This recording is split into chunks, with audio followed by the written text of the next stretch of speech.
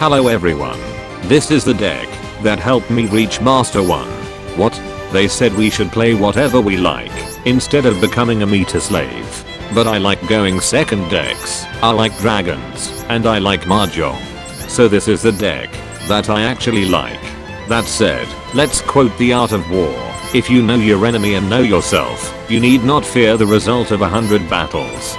And, to know your enemy, you must become your enemy. There we go. It's the easiest way to cheat good. The problem is, it's a very powerful deck, so many of its cards are going to be hit by the ban list, sooner or later. That said, it's still a going second deck, so we'll lose if we don't open with the right non-engine cards. But it does contain 14 starters for its 1 card OTK, so it has around 94% chance to OTK if not interrupted. Anyway, yes, this build doesn't play Maxx. Why? Because it sucks, and anyone who thought that it is broken are scrubs. Just kidding. It's still a powerful card if it works, but it's not that good in the current format because most of us are playing Tenpai. Yes, it's not that useful if our opponent can end the game that turn. Yes, Tenpai is hard to deal with since all of their monsters are unaffected in main phase 1 if they have the field spell, and Transcendent Dragon can also turn off the battle phase. Yes, it means we'll lose if we can't draw the out within 2 Maxx draws.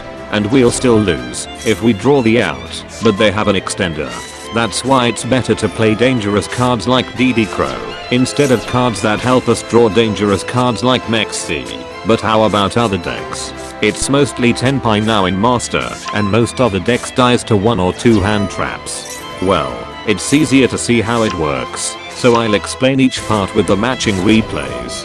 Just see the chapters to see which cards for each replays, and ask questions in the comments section if it's too hard to understand. So, see you on the next replay.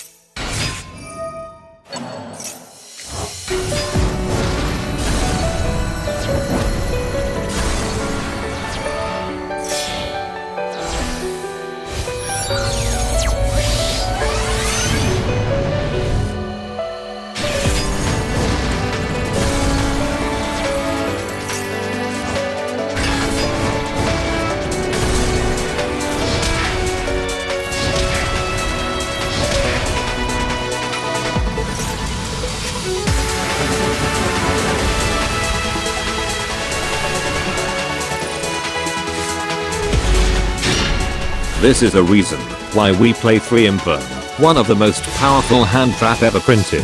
Why? Because it disables a spell or trap card in the same column when it is set. This replay in particular shows how easy it is to beat stun decks, even without back row removal, if we have Imperm. As we can see, this stun player plays 2 back row protections, but they won't protect the floodgate from being negated. So that's it. Easy win. Other than that, Imperm is one of the best card when played at 3 copies. Why? Because unlike Ash Blossom or the other popular hand traps, it's not once per turn. So opening with 3 Imperm is still deadly. So, see you on the next replay.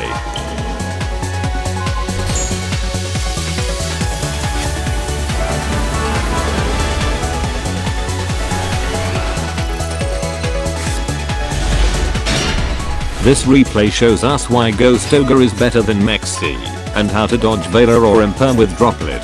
Yes, Tenpai isn't invincible, even though it's really strong. Especially if they only open with Pydra, the easiest starter to stop.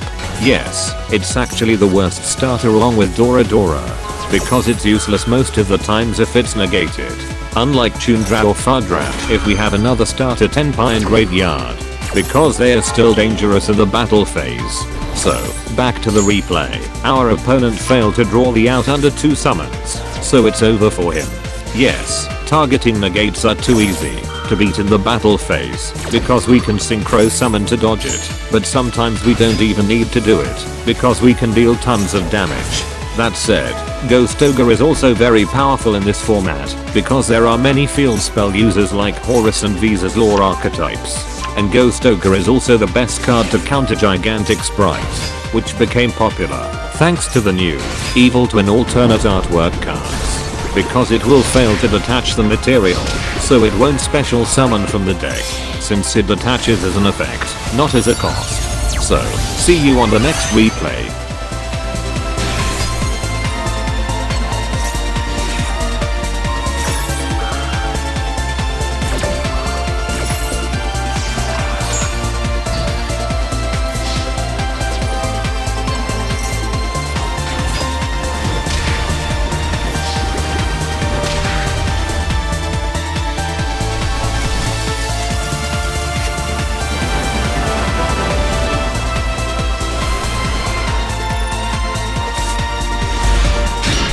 This replay shows why we play Striker Dragon and Baronne de Fleur, because sometimes it's impossible to OTK, so we'll need to break our opponent's board first, before ending the game next turn.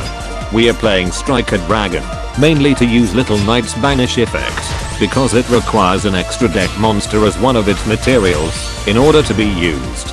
Yes, we can remove Transcendent Dragon with it, so it's GG for them. Other than that, it's also useful to use a negated Pydra as its link material, because we can then summon it from graveyard next turn, to use its search effect again. As for Baronne de Fleur, it's easy to summon it, because we have easy access to both level 7 and 10 Synchro, so it's a good card to stop our opponent's play next turn. Its ability to destroy one card is also extremely helpful. So, see you on the next replay.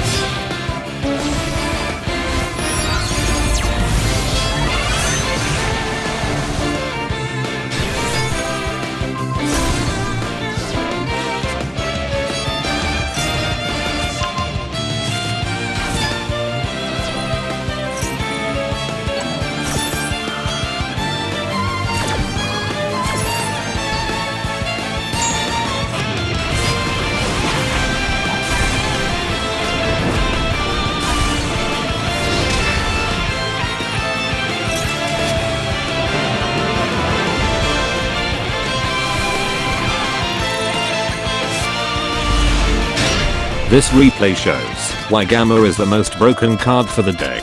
Because going second decks can do a lot of things before summoning a monster. That's why we are playing the Accel Synchro package, because it's easy to resolve Gamma on our turn. So we can then turn it into Baronne de Fleur for another negate and destroy. And it's also possible to make it unaffected by playing the old Stardust Dragon. That's also why Gamma deserves to be hit by the ban list. Too broken. As for the replay, our opponent is smart enough to save Phantom's negate for Genroku. But too bad, we have Droplet, so it's over for him, especially with unaffected Baron on our side. So, see you on the next replay.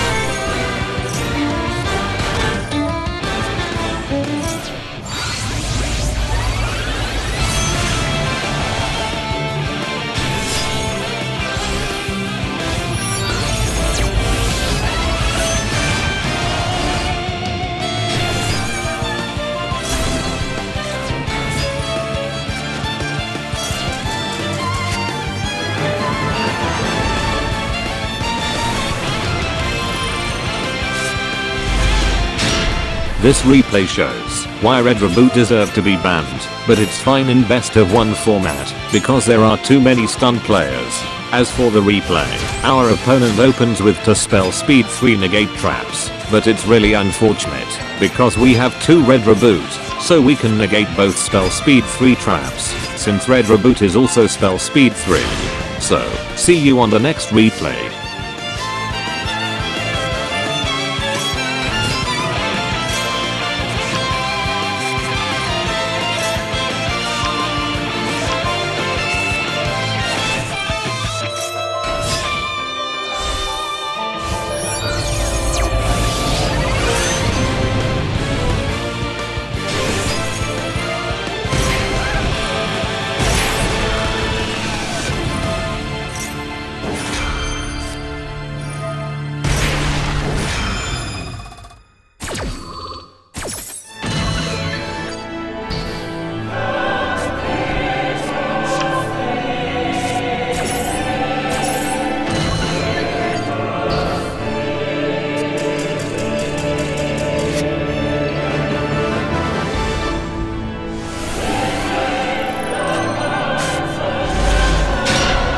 This replay shows why Hieratic Seal is broken. Because it has 2 effects, so they need 2 cards to stop both effects. Yes, the bounce effect can be negated with Imperm or Droplet, but it won't negate the on-tribute effect to summon a dragon from deck, which is why it's over for them. Just summon Tundra and it's GG. So, see you on the next replay.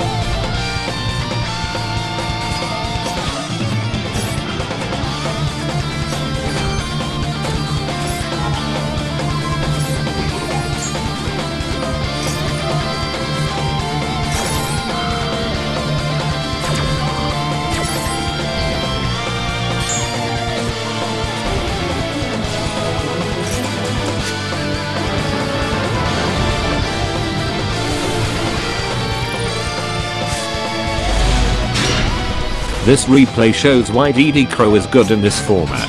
Yes, this is an old build before Nibiru was replaced with a 2nd gen Roku.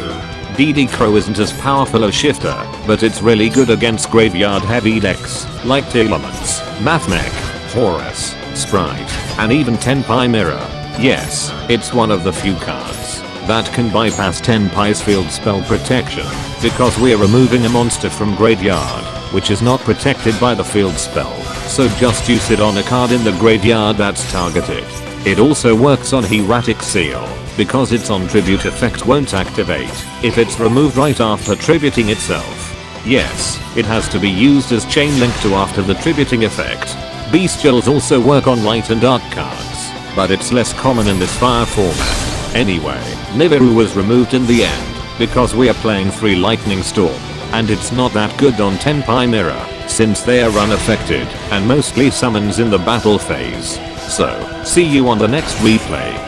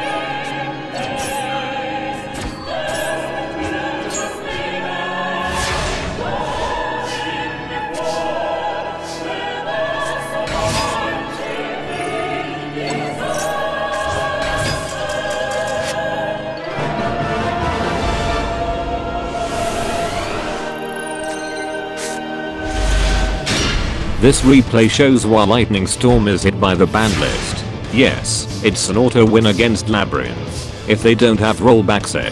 So, see you on the next replay.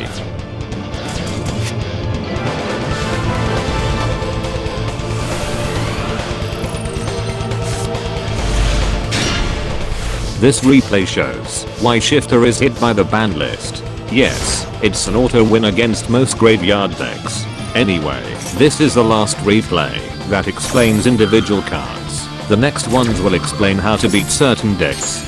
So, see you on the next replay.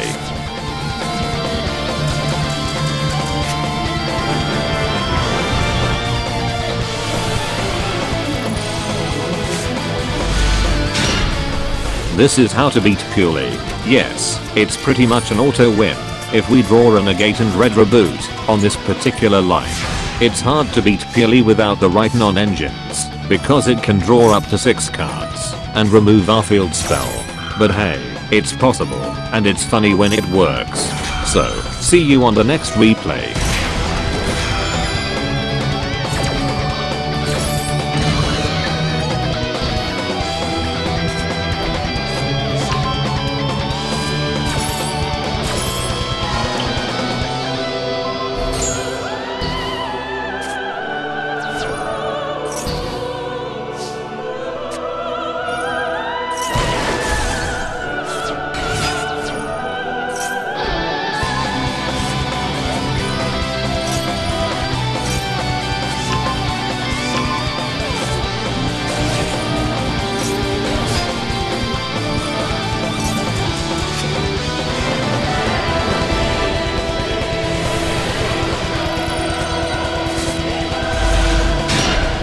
This is a Tenpai mirror.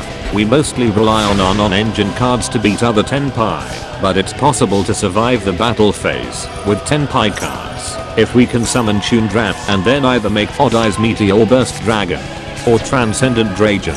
So, see you on the next replay.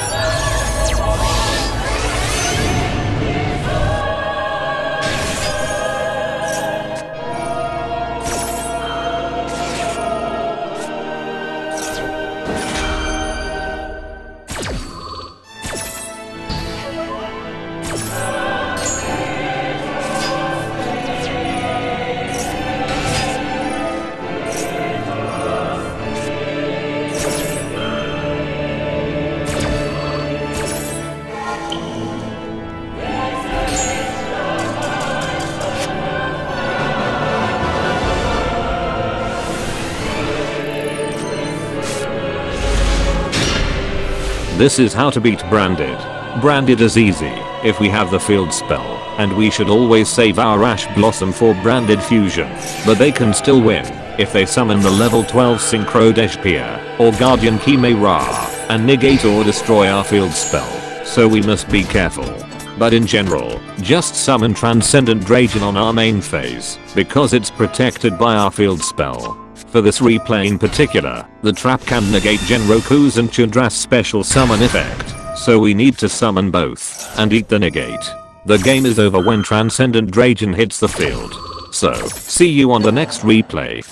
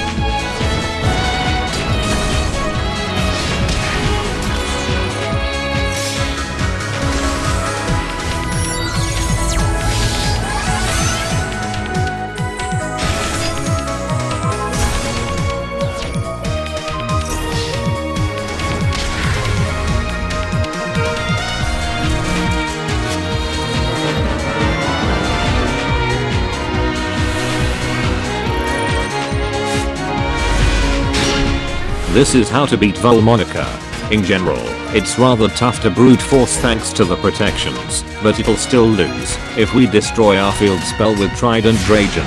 So, see you on the next replay.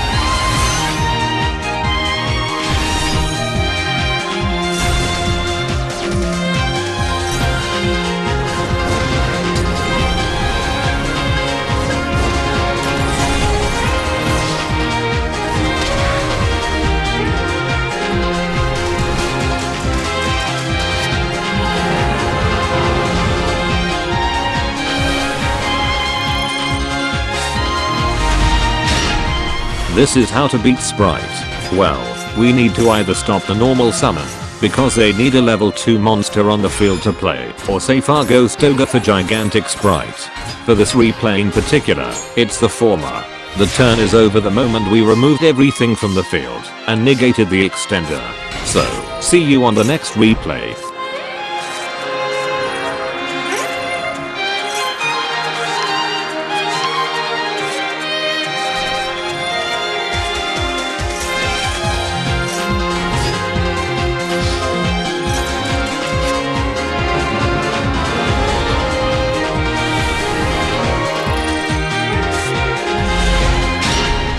This is how to beat P.U.N.K. Well, it's rare to see P.U.N.K nowadays, but it dies to one interruption if it has no extender, just like Tenpai Mirror.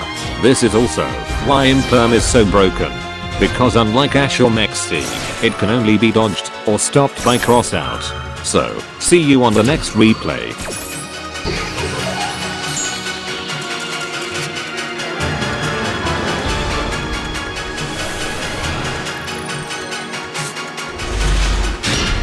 This is how to beat Snake Eyes. Gamma is still the strongest card, because it's hard for them to recover if we destroy or negate Ashe. Ash Blossom should be used on Snake Eye Ashe's second effect, because it's more powerful. Removing Diable Star with Ghost Ogre also works, because the level 1 searcher won't work if there's no card on the field. And using Ash Blossom on that spell also kills the play. So, see you on the next replay.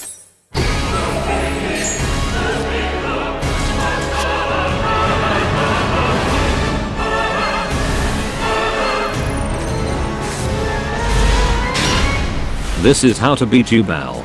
This replay is so lucky because they can't negate our Ash Blossom.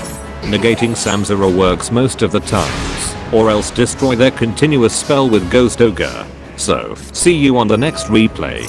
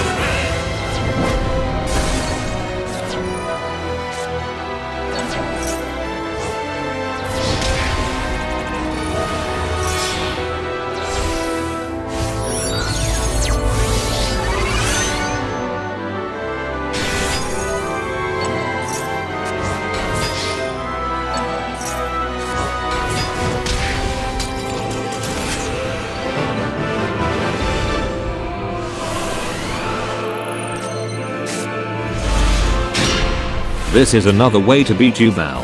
Yes, Shifter is an auto win most of the times. And it's lucky that they're using Purrely's map to add Spirit of Yubel, because it can't be activated if it's not normal summon beforehand. So, see you on the next replay.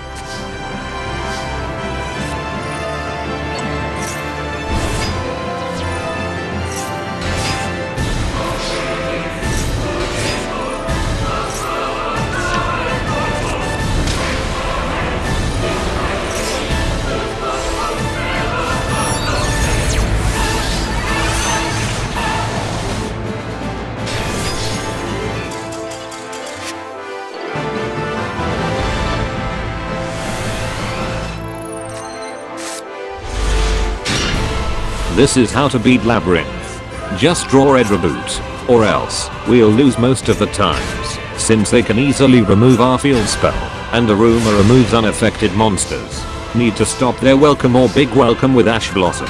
So, see you on the next replay.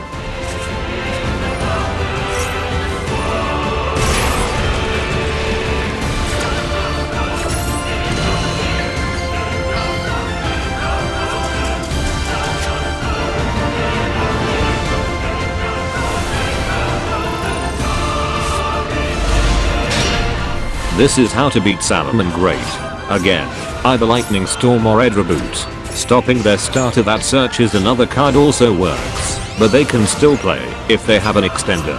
So, see you on the next replay.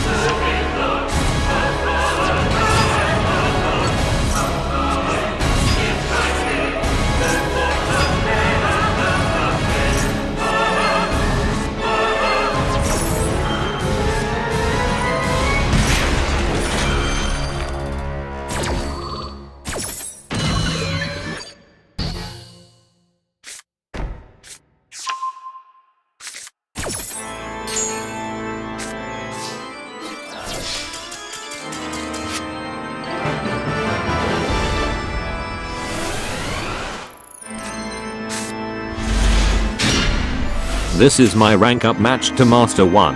Yes, another Tenpai mirror. Yes, this is why we should play Tenpai, because it's easier to learn Tenpai and know its weaknesses if we play it ourselves. As for the replay, going into battle phase with only one non-synchro Tenpai is risky. The set Imperm easily stops the synchro summon. They could have won if they summoned Transcendent Dragon in main phase 1, because we didn't draw any starter on our next turn. So, see you on the next section.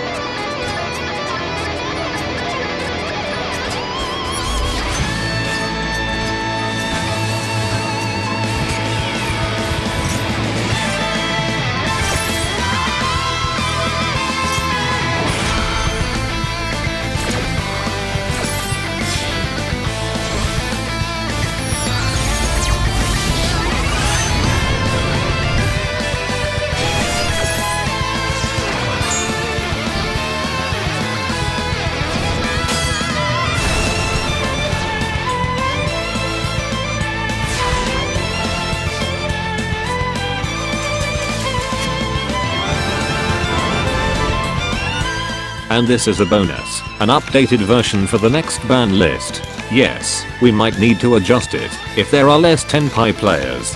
because these new cards are included to win Tenpai Mirror. So, see you on the next section.